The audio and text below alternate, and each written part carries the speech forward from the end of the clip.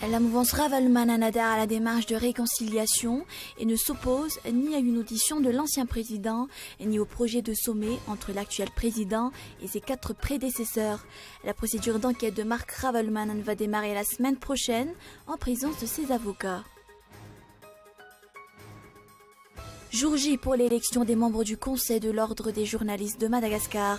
Malgré un incident à Touliar, l'élection s'est très bien déroulée.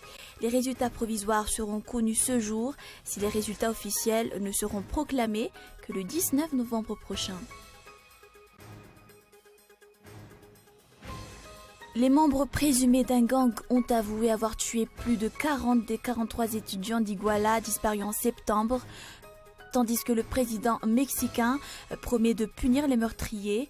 Les familles refusent d'abandonner l'espoir qu'ils soient vivants.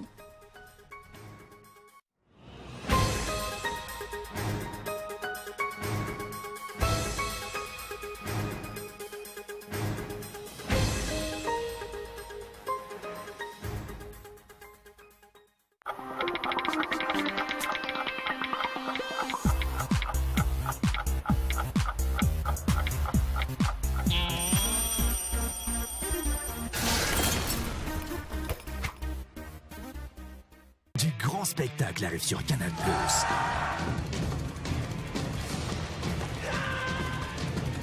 Ben voilà. De qui s'agit-il? Mais qu'est-ce qu'ils ont, Jerry? Qu'est-ce qui se passe? Demain, je m'y tiens, je prends ma journée. Oh non, mais parce que j'ai tout négligé. Les films et les séries qu'on aime sont sur Canal+. Le décodeur est à 40 000 arrières seulement pour tout paiement par prélèvement bancaire. Canal+.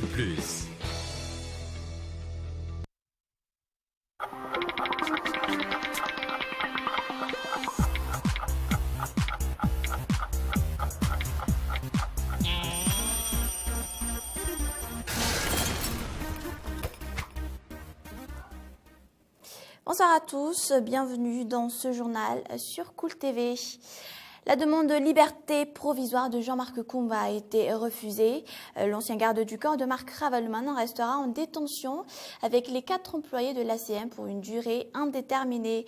L'avocat de Jean-Marc Koumba, Éric Rafidson, affirme que cette affaire comporte des aspects troubles.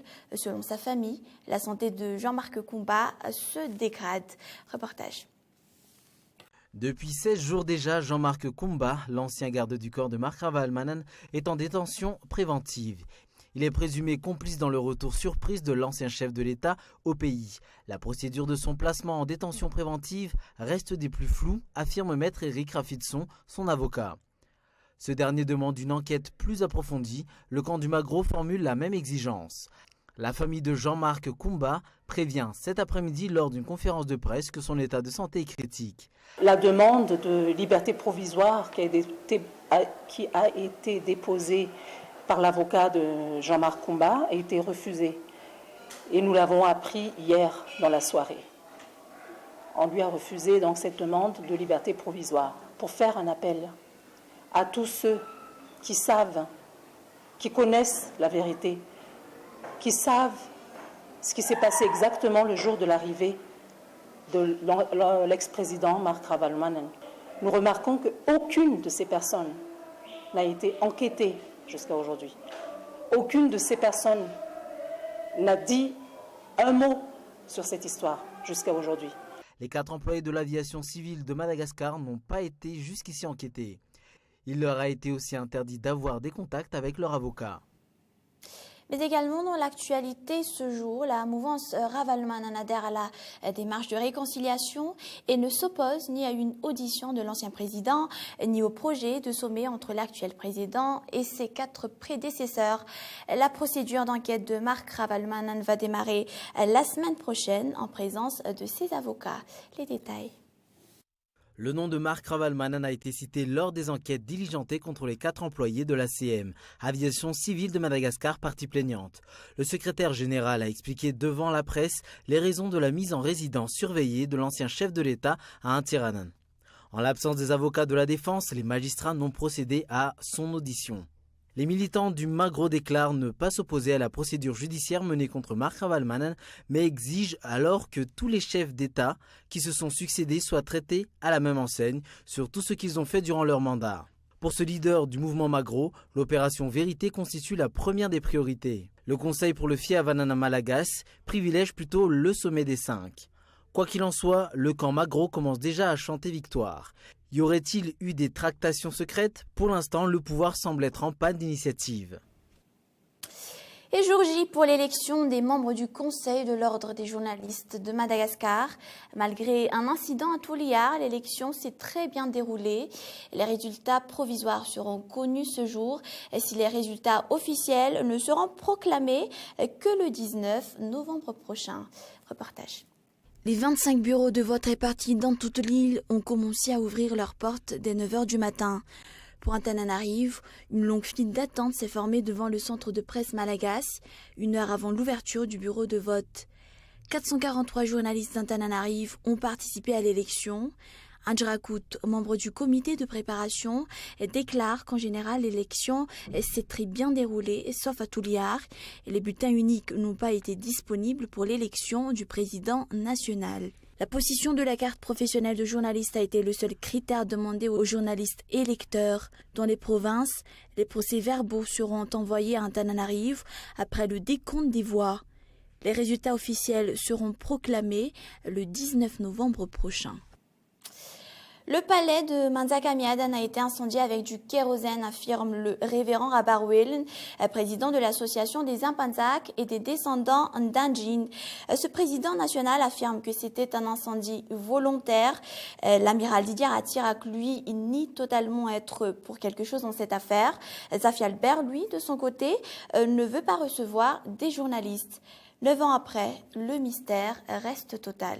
Reportage. L'année prochaine, l'incendie du palais de Manzakamiadan aura 20 ans. Aucune question sur cette tragédie culturelle n'a reçu de réponse. Le révérend Rabarouelen, président de l'association nationale des Apanzak et descendants d'Anjin, incrimine des Malgaches, des Français ou des Karanes. Les anciens chefs de l'État, Didier Ratirak et Albert Zaf, se renvoient la balle. L'amiral Didier Ratirak nie totalement y être impliqué. Albert Zaf refuse de parler aux journalistes. L'incendie du palais de Manzakamiadan restera-t-elle sans suite, comme l'assassinat de Ratimanjav? Malgré un énorme budget, seuls les 60% de la réhabilitation ont été effectués en 19 ans. Le projet Un bas de vie a remporté le Nedbank Capital Sustainability Business Award 2014 pour la catégorie ressources et énergies non renouvelables. Une reconnaissance décernée aux compagnies opérant en Afrique qui œuvrent pour le développement durable et créent de la valeur pour la communauté et l'environnement. Le prix a été remis à Johannesburg, en Afrique du Sud, le 30 octobre dernier. Et cette nouvelle a été communiquée aux journalistes hier à Nkourndjan. L'ambassade d'Allemagne a octroyé 5 millions d'euros pour la prévention de l'érosion. 25 communes des régions Boué et Diana seront les principaux bénéficiaires de ce projet. L'érosion menace actuellement 80% des plaines de Madagascar, dont surtout celles qui sont arrosées par les fleuves comme la Lotchamagour et Marvoy. Marvoy, lui, qui figure parmi les priorités du programme de lutte anti-érosive ou PLAE. Les explications. Notre intérêt, c'est de soutenir le peuple malgache, de protéger la nature, de vraiment aussi aider à relancer l'agriculture, qui est très très important. J'ai entendu par le chef de région que l'année dernière, il fallait importer du riz. Le programme anti-érosif, c'est une contribution pour préserver la terre pour l'agriculture ici et pour préserver aussi l'indépendance du pays et pour lutter la faim. Mais voyons sur le plan socio-économique, les opérateurs du secteur œuf estiment qu'ils doivent augmenter leur fonds de roulement d'au moins 40% pour faire face à l'explosion du marché à l'occasion des fêtes de Noël. Ils prévoient que le prix de l'œuf pourrait atteindre les 550 ariars d'ici 2 mois. Reportage. Au marché d'Atomadink, un détaillant d'œufs utilise environ un capital de 600 000 arrières par jour. Ici, un œuf s'achète entre 270 arrières et 300 arrières. Ce prix va augmenter selon les estimations des commerçants, vu l'état des routes et la forte hausse de la demande. À Atomadink, un détaillant arrive à écouler au moins 15 000 œufs par jour au prix de 250 arrières l'unité. Avec l'augmentation du prix de l'œuf notée ces derniers temps, les ventes journalières ont chuté autour de 500 unités. Pour la période des fêtes, les détaillants estiment leurs ventes journalières entre 10 000 voire 75 000 œufs, soit un capital de 3 millions d'arrières comme fonds de roulement. Vu la forte augmentation de la demande, une pénurie d'approvisionnement est à même craindre dans la capitale. Mais pour ce mois qui précède les fêtes, un vendeur déclare ne pouvoir écouler que 700 œufs par jour. Nous sommes à un mois de décembre, la période de boom de la demande avec les fêtes. Les marchands préviennent déjà que le prix de l'œuf ne baissera plus, même après les fêtes. Les soins et les services de santé publique, la peur de fréquenter des hôpitaux, et tels sont les termes du magazine de la rédaction à la ligne que vous pourrez suivre demain à partir de 19h seulement sur Cool TV. Et nous passons aux actualités internationales. Les États-Unis ont annoncé hier l'envoi de renforts aux troupes déjà présentes en Irak pour soutenir les forces irakiennes face à l'organisation de l'État islamique. Jusqu'à 1500 conseillers militaires supplémentaires seront envoyés dans un rôle non combattant pour entraîner, conseiller et assister les forces de sécurité irakiennes, y compris les forces kurdes. Les États-Unis vont ainsi presque doubler leurs forces sur place. C'est un reportage de France 24. Sur la ligne de front, l'armée irakienne restera en première ligne. Après l'annonce d'envoi de troupes américaines supplémentaires, le Pentagone a aussitôt précisé « les renforts ne seront pas engagés dans les combats ». Les quelques 1500 conseillers militaires auront pour mission d'entraîner et d'assister les soldats irakiens, y compris les forces kurdes. Certains de ces renforts seront notamment déployés dans la province d'Al-Anbar à l'ouest du pays, une zone contrôlée en grande partie par les djihadistes. Des suspects ont avoué avoir tué les étudiants mexicains disparus à Huagala fin septembre, ont indiqué les autorités mexicaines hier.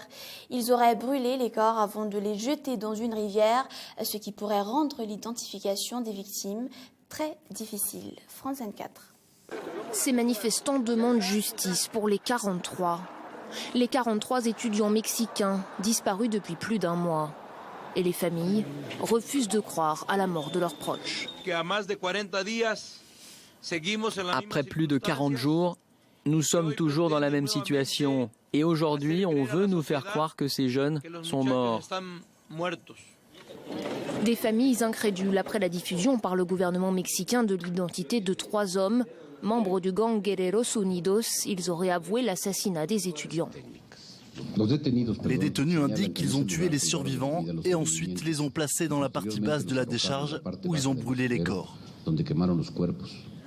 L'opération aurait duré 14 heures. Les restes auraient ensuite été mis dans des sacs et jetés dans une rivière. Il sera donc difficile d'identifier les victimes. Pas suffisant selon les proches qui ont d'ailleurs mandaté une équipe d'enquêteurs indépendants. Nous voulons des preuves. C'est pour ça que nos enquêteurs argentins continuent leur travail. Aujourd'hui, nous ne soutenons pas l'action du procureur général. Les faits ont eu lieu le 26 septembre dernier. Les étudiants ont été attaqués à bord du car qui les transportait près d'Iguala. Une attaque menée par des policiers et des membres du gang Guerreros Unidos qui aurait été commandité par le maire de la ville et son épouse, arrêté il y a quelques jours. Critiqué pour sa gestion de l'affaire, le président mexicain a promis aux parents des disparus que justice serait rendue. Pour l'instant, 74 personnes ont été interpellées. Et je vous rappelle ici, en terminant, les grands points de ce journal. La mouvance Ravalman qui adhère à la démarche de réconciliation et ne s'oppose ni à une audition de l'ancien président, ni au projet de sommet entre l'actuel président et ses 4 prédécesseurs. Également, l'ambassade d'Allemagne qui a octroyé 5 millions d'euros pour la prévention de l'érosion. 25 communes des régions Bouin et Diana seront les principaux bénéficiaires de ce projet. Et enfin, on a procédé ce jour à l'élection des membres du Conseil de l'Ordre des journalistes de Madagascar. Les résultats officiels seront proclamés le 19 novembre prochain. Voilà pour l'essentiel. Je vous retrouve la semaine prochaine. Mais avant de vous quitter, un rappel des programmes. Sexy Dance, un film que vous suivrez juste après ce journal. Sexy Dance 5 et Date a Snow un peu plus tard dans la soirée. Merci d'avoir choisi le journal de Cool TV. Je vous retrouve la semaine prochaine. Bonne soirée. Au revoir.